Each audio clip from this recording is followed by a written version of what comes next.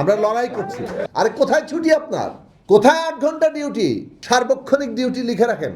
মানে একটা লোক 24 ঘন্টা ডিউটি করবে, একটা লোক যে কোনো সময় ডিউটি করবে, 7 দিন করবে, মাসে 30 দিন করবে, বেতন পাবে 22 দিনের। উপদেষ্টা গত 1 মে একটা খুব গুরুত্বপূর্ণ কথা বলেছেন যে আমরা একটা নতুন বাংলাদেশ গড়ে তুলতে চাচ্ছি, বাংলাদেশের নতুন যাত্রা করতে চাইছি।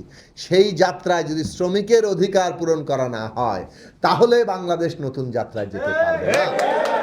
মানে এটাই তো বাংলাদেশের নীতি হওয়ার কথা, প্রধান উপদেষ্টা যেটা বলেছেন। তাহলে ওই নীতি যদি হয় তাহলে বাংলাদেশে আউটসোর্সিং কর্মচারী কিংবা তৃতীয় চতুর্থ শ্রেণী কর্মচারী, দৈনিক মজুরি ভিত্তিক কর্মচারী, দৈনিক মজুরি দেন। নীতিমালা করতে বলা হলো, আরো বেতনটা কমিয়ে দিলেন, সপ্তাহে যেন 2 দিনের ছুটি হবে। আরে কোথায় ছুটি আপনার? কোথায় 8 ঘন্টা ডিউটি? সার্বক্ষণিক ডিউটি লিখে রাখেন। মানে একটা লোক 24 ঘন্টা ডিউটি করবে, একটা লোক যে কোনো সময় ডিউটি করবে, 7 দিন করবে, মাসে 30 দিন করবে, বেতন পাবে 22 দিনের।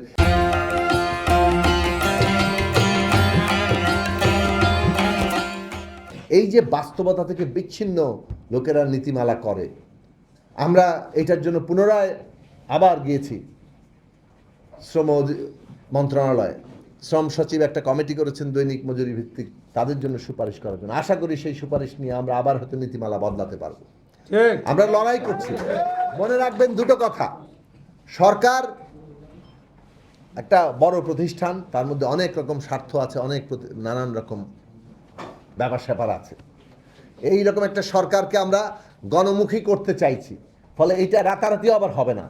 আমাদেরকে লড়াইটা চালু রাখতে হবে, সরকারকে জনগণের স্বার্থ রক্ষার সেবক প্রতিষ্ঠানে পরিণত করতে হবে। সেইটা করার জন্য আমাদের লড়াইটা চালিয়ে যাওয়া দরকার। ফলে এই যে নীতিমালা পরিবর্তন করেছি, এই নীতিমালা পরিবর্তনের মধ্য দিয়ে এইটা আমরা প্রতিষ্ঠা করতে পারবো যে আউটসোর্সিং নীতিমালাটাই একটা প্রায় দাস প্রথার মতো। আউটসোর্সিং নীতিমালাটাই হচ্ছে একটা মানুষের অধিকার কেড়ে নেওয়ার জিনিস। আউটসোর্সিং নীতিমালাই সরকারের নিজের আইনের পরিপন্থী। কাজে এটা একসময় আমাদের বাতিল করতে হবে।